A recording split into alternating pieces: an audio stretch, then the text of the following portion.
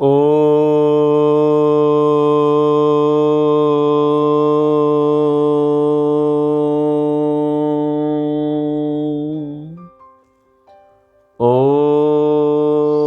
सहनाववतु सहनौ भुनक्तु सह वीर्यं करवावहै तेजस्विनावधीतमस्तु मा विद्विषावहै। ओम शांति शांति शांति। धर्म के 10 लक्षण और यम नियमों पर संयुक्त रूप से हम चर्चा कर रहे हैं। आज हम बुद्धि और विद्या इन 2 विषयों पर चर्चा करेंगे। मनुस्मृति के 6ठे अध्याय का 92वां श्लोक है। धृति क्षमा दमो अस्तेयम शौचम इंद्रिय निग्रह धीर विद्या सत्यम अक्रोधो दशकम धर्म लक्षणम। तो यहाँ धर्म के 10 लक्षण कहे गए हैं, जिसमें धीर विद्या, धी का अर्थ है बुद्धि और विद्या, क्रमशः 7वें और 8वें नंबर पर ये धी और विद्या का विधान आता है और ये धर्म के अंतर्गत माने गए हैं। तो धी का अर्थ है बुद्धि, इंटेलिजेंसी। तो बुद्धि को बढ़ाने के लिए, बुद्धि की पवित्रता के लिए, बुद्धि की शुद्धि के लिए शास्त्रों में विशेष जोर दिया गया है। तो बुद्धि एक ऐसी मानसिक शक्ति है या आत्मा का जो सहयोगी उपकरण है बुद्धि, ये वस्तुओं को समझने के लिए, तथ्यों को समझने के लिए, उनमें आपसी संबंध खोजने के लिए और तर्कपूर्ण ज्ञान प्राप्त करने के लिए सहयोगी होता है।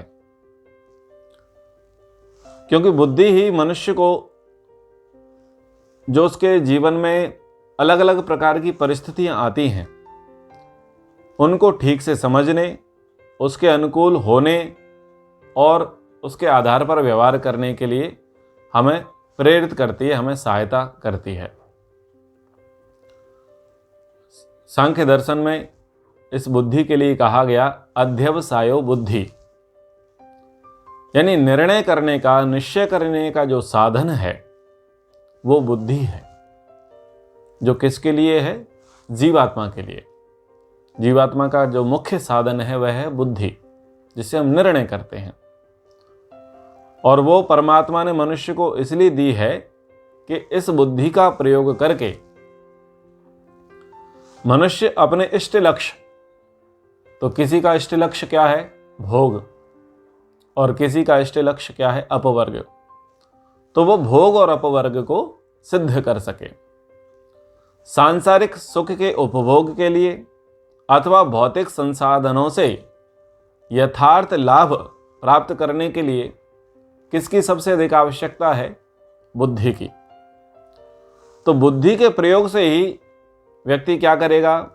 विभिन्न प्रकार के अनेकों उपकरणों, कार्य के साधनों का निर्माण कर पाएगा। मानव जीवन को सुख कैसे प्राप्त हो, उस पर चिंतन मनन करके सुख के साधनों का वो निर्माण करेगा, जिससे वह सुखी हो सके और दुख से दूर हो जावे। और अपवर्ग अर्थात मोक्ष प्राप्ति के लिए भी शुद्ध बुद्धि का होना भी परमावश्यक है।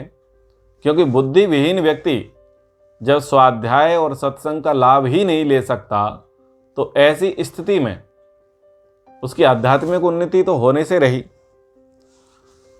क्योंकि शुद्ध ज्ञान के बिना मोक्ष प्राप्त करना संभव नहीं, और वह शुद्ध ज्ञान तब मिलता है जब बुद्धि शुद्ध और पवित्र होती है। उसी के शुद्ध और पवित्र होने की कामना से ही लोग सविता का जाप करते हैं, गायत्री का जाप करते हैं और प्रार्थना करते हैं, धियो यो नः प्रचोदयात्, हे परम पिता परमेश्वर, आप हमारी बुद्धि को सन्मार्ग में ले चलिए। हम बुद्धि के लिए याचना करते हैं, प्रार्थना करते हैं, क्योंकि बुद्धिर यस्य बलम तस्य, जिसमें बुद्धि है वो ही बलवान है, और जिसमें बुद्धि नहीं है वो मूर्ख है। हम इंसान, मनुष्य जाति अन्य जातियों से, अन्य प्राणी समुदाय से इसलिए ही उत्कृष्ट हैं क्योंकि परमात्मा ने हमको ये अंतःकरण दिया है। मन बुद्धि चित्त अहंकार ये हमको दिया हुआ है, और उसमें से भी जो सबसे अच्छा पदार्थ है वह है बुद्धि। तो बुद्धि से हम सारे कार्य कर पाते हैं। अब शरीर तो देखो मनुष्य के भी हैं और शरीर अन्यों के भी हैं। जैसे हमारे हाथ हैं वैसे ही हाथ बंदरों के पास भी हैं, लेकिन बुद्धि की कमी है। तो इसलिए वो लाखों करोड़ों वर्ष से कहाँ पर रह रहे हैं? पेड़ पर रह रहे हैं। वो आज तक अपना घर नहीं बना पाए और हमने अपना घर बना लिए। क्यों? क्योंकि हमारे पास बुद्धि है। तो बुद्धि के कारण ही मानव जो है वो अन्य प्राणियों से श्रेष्ठ माना जाता है। हजारों वर्ष पूर्व से ही व्यक्तियों को बुद्धि के आधार पर अलग अलग वर्गों में विभाजित कर दिया गया, जिसमें कुछ व्यक्ति बुद्धिमान कहलाते हैं, तो कुछ लोग कम बुद्धि के, तो कम मूल बुद्धि के, तो कुछ लोग जड़ बुद्धि के। तो ऐसे बुद्धि के आधार पर लोगों का विभाजन कर दिया जाता है। और बुद्धि के गुण क्या हैं? शुश्रूषा श्रवणम चैव ग्रहणम धारणम तथा ऊहापोहार्थम विज्ञानम तत्वज्ञानम च धीगुणः। शुश्रूषा सुनने की इच्छा, सेवा का भाव, श्रवण करना, ग्रहण करना, धारण करना, चिंतन करना, ऊहापोह करना, अर्थ विज्ञान और तत्व ज्ञान को धारण करना, ये सारे के सारे गुण बुद्धि में निहित हैं। तो बुद्धि किसकी परिष्कृत होती है? बुद्धि उसकी ज्यादा परिष्कृत होती है जो अन्य स्थानों पर भ्रमण करता है। कहते हैं ना कि ये व्यक्ति कुंठित है, या एक शब्द का प्रयोग किया जाता है कूप मंडूक।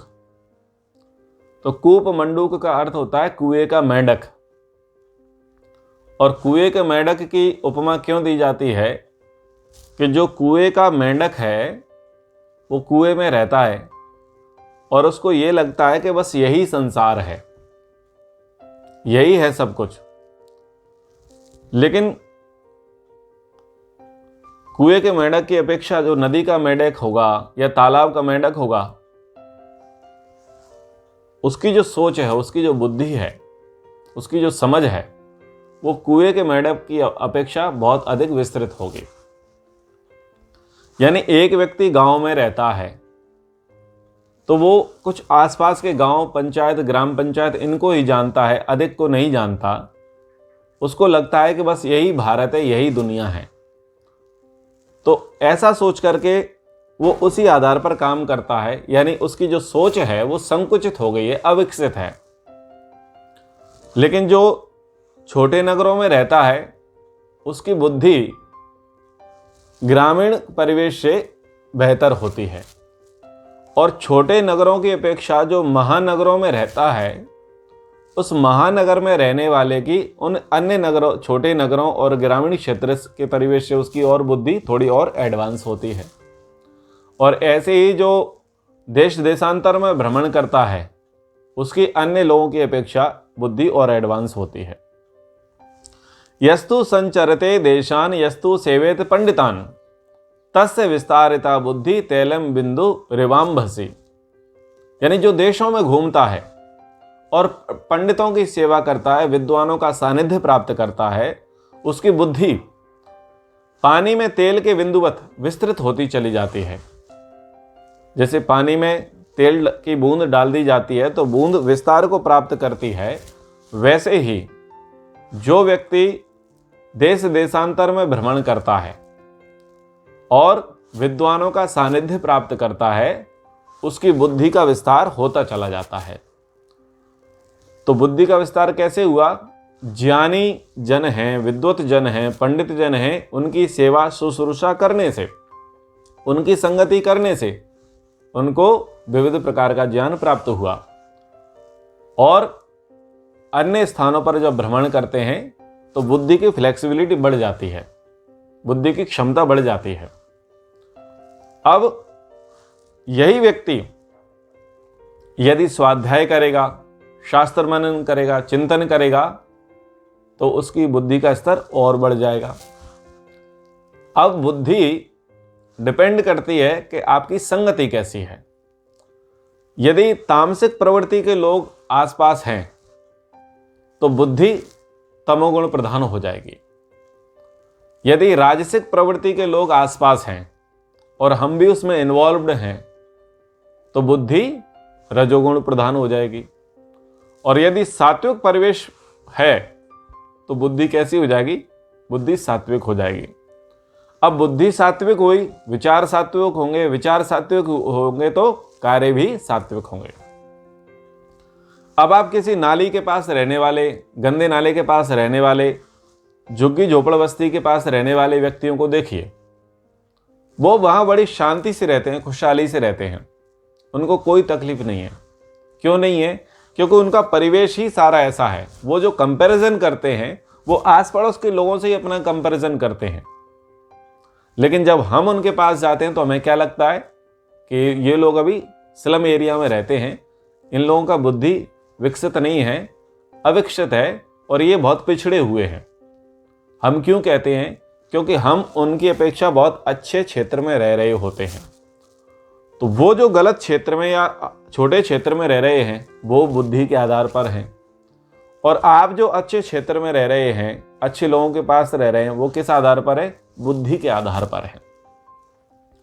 एक व्यक्ति सुबह 8 बजे से लेकर के शाम के 6 बजे तक मेहनत करता है, लकड़ी काटता है, कुल्हाड़ी का प्रयोग करता है, फावड़ा लेता है, गेंती चलाता है, मेहनत करता है, मजदूरी करता है, और शाम तक वो 200, 300, 400, 500 रुपए कमा करके लेकर के आता है।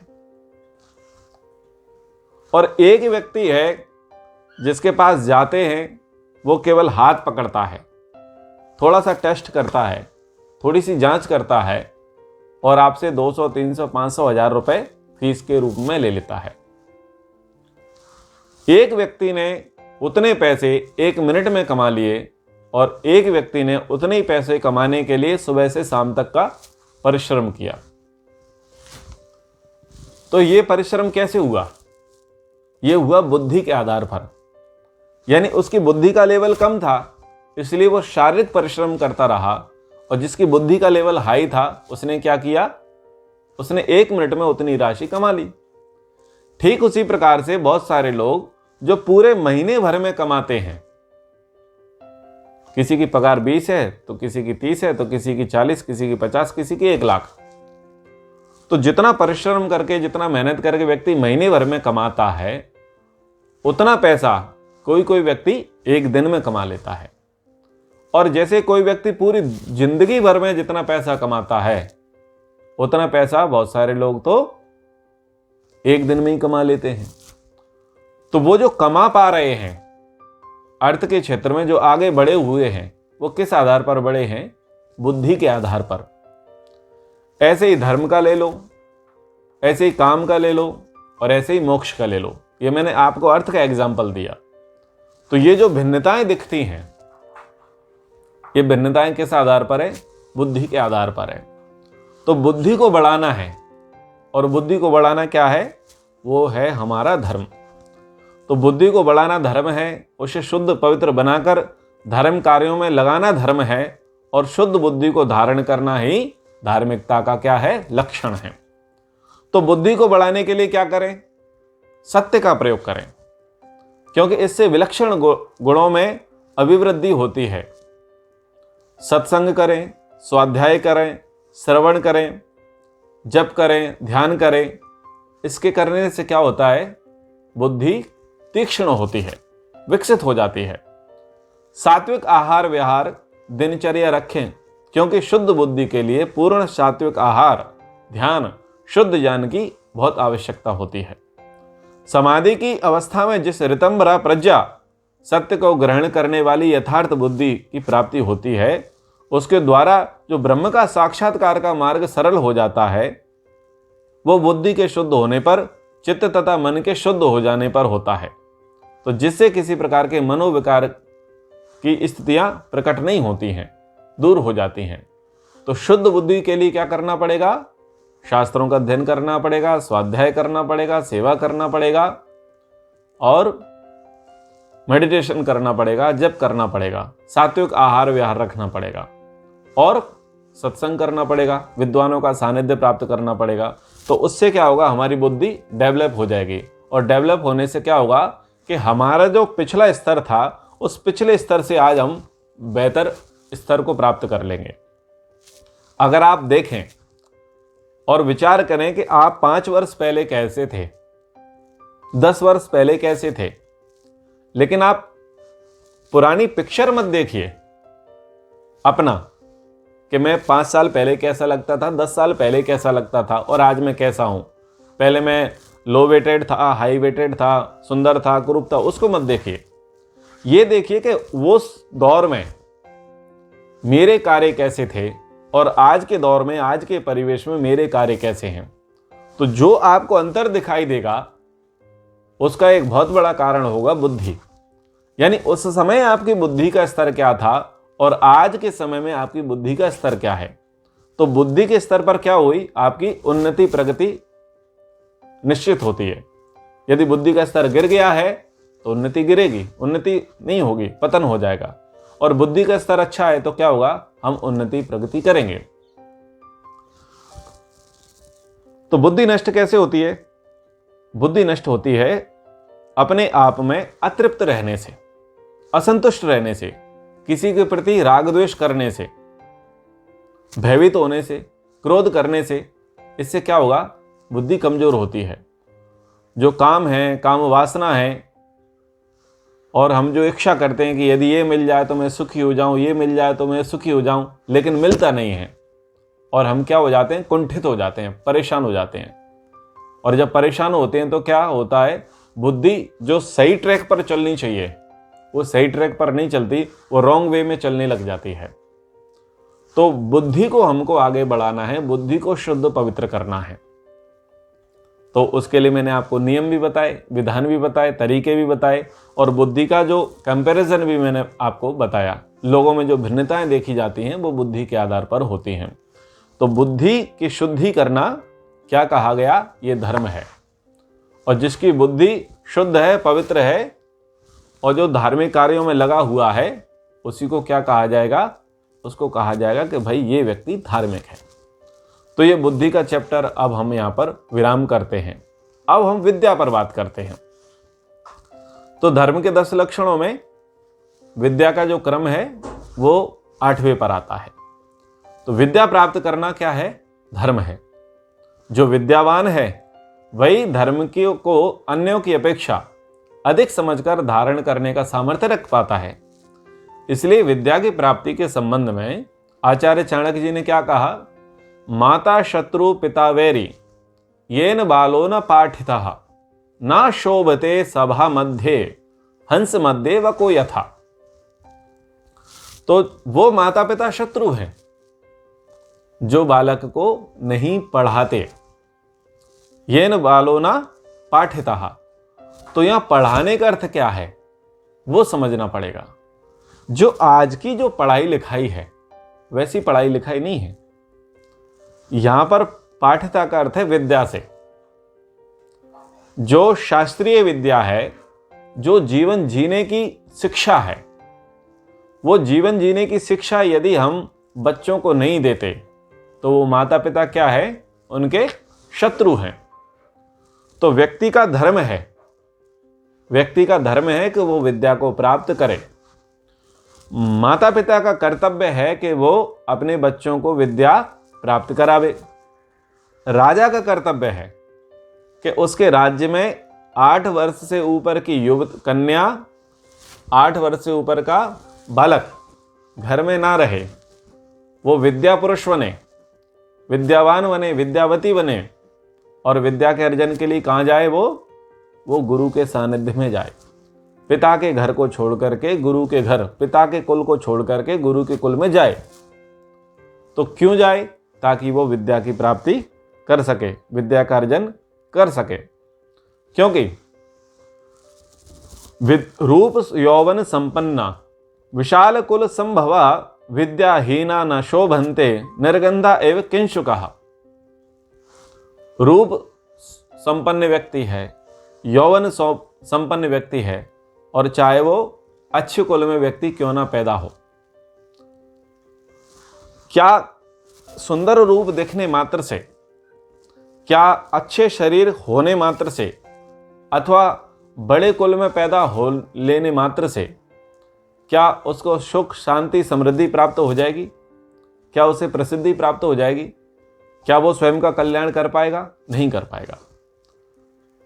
तो जो अच्छे रूप वाला है, अच्छे शरीर वाला है, अच्छे कुल वाला है, लेकिन विद्या पुरुष नहीं है, अर्थात विद्या से वो विहीन है, तो वह कैसा है? वो केसुड़े के फूल के समान सुगंधि से रहित है। फूल तो है लेकिन सुगंधी नहीं है। फूल अच्छा तो दिख रहा है लेकिन उसके अंदर सुगंध नहीं है। तो ऐसे ही रूपवान व्यक्ति है, धनवान व्यक्ति है, बड़े कुल वाला व्यक्ति है, यौवन संपन्न व्यक्ति है, लेकिन विद्या यदि उसके पास नहीं है तो कैसा है? वो कागज के फूल के जैसा है। अतः विद्या संपन्न होना आवश्यक है।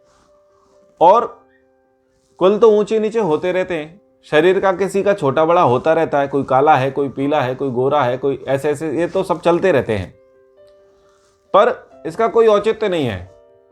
मूल क्या है? विद्या रूपम कुरूपाणाम। जो कुरूप है उसका भी रूप क्या है? विद्या है। तो जो विद्या में बड़ा चढ़ा है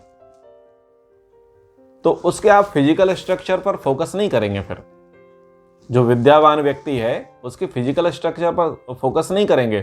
जो इंटरनल उसकी नॉलेज है, जो उसकी आत्मिक उन्नति है, जो उसका ज्ञान है, आप उसको मान्य करेंगे। फिजिकल स्ट्रक्चर पर फोकस किया, उपनिषदों में प्रसंग आता है। फिजिकल स्ट्रक्चर पर किसने फोकस किया? विद्वानों ने किया। और किसको देख करके किया? अष्टावक्र को देख करके किया। तो राजा जनक की सभा में जैसे ही अष्टावक्र का प्रवेश हुआ तो लोग शरीर को देख करके, उनके कुरूपता को देख करके क्या करने लगे? हास्य विनोद करने लगे। तो जब वो हंसने लगे तो उनके प्रति उत्तर में अष्टावक्र जी भी हंसने लगे। राजा जनक ने पूछा कि इनके हंसने का कारण तो मुझे समझ में आता है, पर आप क्यों हंसे? तो अष्टावक्र बड़ी विनम्रता से कहते हैं कि राजन, मैं पहले इनके हंसने का कारण जानना चाहता हूं। यदि आप मुझे इनके हंसने का कारण बता देंगे तो मैं भी अपने हंसने का कारण बता दूंगा। तो बोले कि ये लोग आपके कुरूप को देख करके हंसे। तो वो कहते हैं कि अष्टावक्र कि मैं इन शूद्रों को देख करके हंसा। उन्होंने वहां पर उपस्थित विद्वानों को, ब्राह्मणों को क्या शब्द से संबोधित किया? शूद्र, यानी जो चमड़े को देखते हैं, शरीर को देखते हैं, विद्या को नहीं देखते, मैं इनको देख करके हंसा हूं। तो जब शास्त्रार्थ हुआ तो उसका निर्णय यह निकला कि अष्टावक्र उस समय के बहुत बड़े अध्यात्म के ज्ञाता हुए। तो उनकी प्रसिद्धि किससे हुई? विद्या से हुई। तो बहुत सारे लोग आप देखते होंगे, अपने डॉक्टर एपीजे अब्दुल कलाम जी कैसे लगते हैं? क्या वो सुपरस्टार जैसे दिखते हैं? वो विद्या पुरुष थे। उनकी हम तस्वीर घरों में लगाते हैं कि नहीं लगाते? लेकिन देखते कैसे हैं? कोई खास दिखते हैं? नहीं दिखते।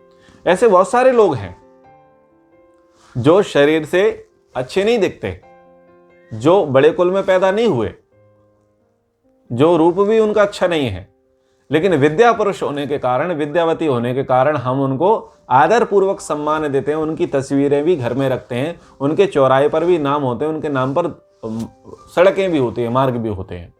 क्यों? विद्या के कारण, क्योंकि वो विद्या के जानकार थे। तो विद्या की प्रशंसा सब जगह है। विद्या की प्रशंसा और विद्या के महत्व को बताते हुए विद्वानों ने अनुसंधान पूर्वक एक निष्कर्ष दिया। और क्या निष्कर्ष दिया? विद्या ददाति विनयम, विनयात याति पात्रताम, पात्रत्वात् धनम आपनोति, धनात् धर्मम ततः सुखम।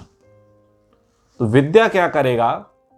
जब व्यक्ति के पास विद्या आएगी तो व्यक्ति क्या करेगा? व्यक्ति झुक जाएगा। झुकने से अर्थ क्या होगा? उसके अंदर विनम्रता आ जाएगी। नमन्ति फलिनो वृक्षः नमन्ति गुणिनो जनः। झुकता कौन है? फलदार वृक्ष झुकेंगे। और कौन झुकेगा? जो विद्यावान होगा, जो विनम्र होगा वही झुकेगा। विद्यावान व्यक्ति, जो गुणी है, संपन्न व्यक्ति है, वो झुकेगा। तो विद्या आ जाती है तो विद्या हमारे अंदर विनयता को लेकर के आती है। और जब हम विनम्र हो जाते हैं, विनयशील हो जाते हैं, तो हमारी विनयता को देख करके लोग हमको क्या मानते हैं? कि ये व्यक्ति योग्य है, ये व्यक्ति पात्र है, ठीक है, ये व्यक्ति बहुत अच्छे हैं। तो हमारे अंदर पात्रता का विकास हो जाता है। जब पात्रता का विकास होता है तो क्या होता है? हमें कोई ना कोई पद दे ही दिया जाता है। पद कैसे मिलेगा? पात्रता को देख करके मिलेगा ना। तो पात्र हो बन करके हमें पद मिला। उस पद का प्रयोग करके हमने क्या किया? धनम आपनोति। विद्या के आधार पर, विनम्रता के आधार पर हमने पद को प्राप्त किया। पद से क्या किया? हमने अपना जीवन चलाया। धनम आपनोति, धन प्राप्त किया। धन से क्या किया हमने? क्योंकि मूल में क्या था? विद्या थी। मूल में क्या थी? विद्या। तो इसलिए उस धन का प्रयोग हमने किस में किया? अपने जीवन को उपयोग के बाद धर्म के लिए। अपना जीवन चलाने के साथ साथ हमने उस धन का सदुपयोग किस में किया? धर्म के लिए। और धर्म से क्या हुआ? धनात् धर्मम ततः सुखम। यानी वो विद्या अल्टीमेटली हमें क्या देने वाली हो गई? सुख। वो विद्या हमें क्या देने वाली हो गई? सुख। अब ये जो पढ़ाई है, ये इन वालों ने पाठ था, ये जो पढ़ाई है ये भी बुद्धि का विकास करती है, इसमें कोई दो मत नहीं है। ये जो आजकल लार्ड मैकाले की शिक्षा पद्धति चल रही है, कॉन्वेंट, पब्लिक स्कूल आदि आदि ये जो चल रही है, ये भी बुद्धि का विकास करती है, इसमें कोई दो मत नहीं है। और ये जीवन जीने का, जीवन चलाने के लिए हमको बहुत सी शिक्षा देती है। चलाने के लिए देती है, जीने के लिए नहीं। हमको जीवन कैसे चलाना है वो ये बता देंगे, तो पढ़ा देंगे और हमको एक प्रकार से एटीएम की मशीन बना देंगे और हम एक पद को प्राप्त कर लेंगे। उस शिक्षा से, उस पढ़ाई लिखाई से हमने क्या कर लिया? एक पद को प्राप्त कर लिया और पद पे आकर के हम धन कमाने लग जाएंगे। तो हम एटीएम मशीन बन जाएंगे एक प्रकार की। कोई इंजीनियर बन गया, कोई डॉक्टर बन गया, कोई साइंटिस्ट बन गया, कोई ये बन गया, कोई वो बन गया, कोई पुलिस वाला बन गया। वहां पर प्रायोरिटी क्या रही व्यक्ति की? धन कमाने की। लेकिन क्या ऐसे धन से, जिसकी शिक्षा ही गड़बड़ है, विकृत है, जिसके मूल नैतिक आधारभूत जो सिद्धांत है वही जब गड़बड़ है, तो जब वो धन कमाएगा तो क्या उस धन का प्रयोग वो धर्म के क्षेत्र में कर पाएगा? ठीक कर पाएगा? नहीं कर पाएगा। क्योंकि वेश में क्या है? पढ़ाई लिखाई है। पढ़ा और लिखा, यानी जीवन चलाना कैसे है, हमें चलाना कैसे, अपना काम चलना चाहिए। और व्यक्ति अपना काम चलाने के लिए क्या करेगा? बहुतों के काम बीच में रोक देगा, बहुतों के कामों में वो रोड़ा अटका देगा, क्योंकि उसको खुद का काम चलाना है। तो वो कैसे आ गया? वो इस प्रकार की पढ़ाई लिखाई से आ गया। तो आचार्य चाणक्य क्या कह रहे हैं? ये वालों ना पाठ था, यानी वैदिक शिक्षा पढ़ने का, वैदिक शिक्षा देने का अनिवार्य कर्तव्य है माता पिता का, और माता पिता उससे उसका ये अधिकार नहीं छीन सकते। यानी आप ये मान करके चलिए, जो हमारे शास्त्रकार कहते हैं, विद्वान कहते हैं, ऋषि कहते हैं कि वैदिक शिक्षा प्राप्त करना हमारा जन्म सिद्ध अधिकार है।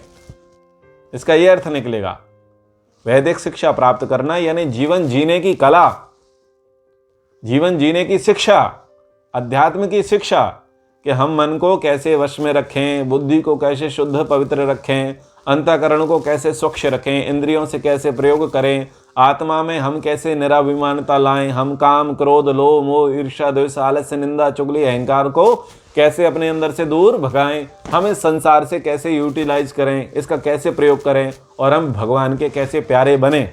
इन सब कामों को करते करते ये विजन भी हमको किससे मिलेगा? वो वैदिक शिक्षा से मिलेगा।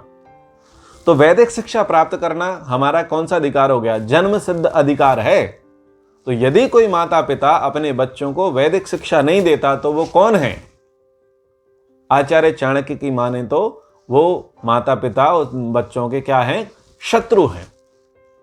तो जीवन चलाने की शिक्षा तो मिल रही है, लेकिन जीवन जीने की शिक्षा देने की जिम्मेदारी भी किसकी है? वो माता पिता की है। यानी शिक्षा तो मिल रही है पर विद्या नहीं मिल रही है। तो विद्या पर सभी का अधिकार है, विद्या सबको मिलनी चाहिए, क्योंकि विद्या क्या है? विद्या वही है जो मुक्ति के पथ पर लेकर के चली जाए। और ये जो विद्या मिलती है, ये जो शिक्षा मिलती है, ये मुक्ति के पथ पर लेकर के नहीं जाती, ये बंधन के पथ पर ला करके छोड़ देती है। तो ये तो नरकगामी विद्या है जो हमको मिल रही है वर्तमान समाज में। स्कूल के माध्यम से जो हमको शिक्षा मिल रही है वो क्या करती है? बंधन में लाने वाली है। तो हमको कौन सी विद्या का अर्जन करना है? या विद्या सा विमुक्त है, जो हमें मुक्ति के पथ पर ला करके खड़ा कर दे, ऐसी विद्या की हमको आवश्यकता है। तो विद्या दो प्रकार की है, एक पराविद्या है और एक अपराविद्या है। पराविद्या यानी ब्रह्म विद्या, यानी जिससे अविनाशी ब्रह्म को जाना जाए। और अपराविद्या का अर्थ क्या है? जिससे लौकिक सुखों की प्राप्ति हो सके। तो लौकिक सुख के साधन प्राप्त करने के लिए तो हमको शिक्षा मिल जाती है स्कूल में, लेकिन उन लौकिक सुख साधनों का कैसे यूटिलाइज करना है, उनको कैसे सुखकारी बनाना है, और आगे की यात्रा, चूंकि हम अनंत यात्रा के पथिक हैं। अनंत यात्रा के पथिक हैं या नहीं? पुनर्जन्म को मानने वाले हैं या नहीं? ये तो हमारा शरीर है, किराए का घर है, हम तो इसमें बसने वाले आत्मा है ना, हम इसमें सदा रहने वाले तो है नहीं, हम तो इसको छोड़ करके दूसरी जगह जाने वाले हैं और नया नया प्राप्त करने वाले हैं। तो हम तो अनंत यात्रा के पथिक हैं। तो उस आत्मा की पवित्रता के लिए, अंतःकरण की शुद्धि के लिए क्या आवश्यकता है? विद्या की आवश्यकता है। और विद्या प्राप्त करना क्या है? हमारा धर्म है। और जो विद्यावान है उसको क्या कहा जाएगा? वो धार्मिक होगा। यही तो धर्म के विषय में कहा गया कि विद्या को प्राप्त करें। तो क्या करें? यत्न करना है विद्याभ्यास के लिए, परोपकार के लिए। और विद्या विनयोपेतो हरति न चेतांसी कस्य मनुजस्य कांचनम मणि संयोगो न जनयति कस्य लोचनांदनम। विद्यावान और विनयी पुरुष किस मनुष्य का चित्त हरण नहीं करता? स्वर्ण और मणि का संयोग किसकी आंखों को सुख नहीं देता? सबको देता है। तो जो विद्यावान पुरुष है, विनयी पुरुष है, वो सबके चित्त का हरण कर लेता है। तो हमें विद्या की प्राप्ति करनी चाहिए, बुद्धि की शुद्धि करनी चाहिए। तो अब इसमें हमारा स्वाध्याय वाला जो प्रसंग है वो छूट गया है। उस स्वाध्याय वाले प्रसंग को हम आगे की कक्षा में लेने का प्रयास करेंगे। समय के अनुसार हम आज की कक्षा को यहीं पर विराम करते हैं। एक बार ओम का उच्चारण। ओम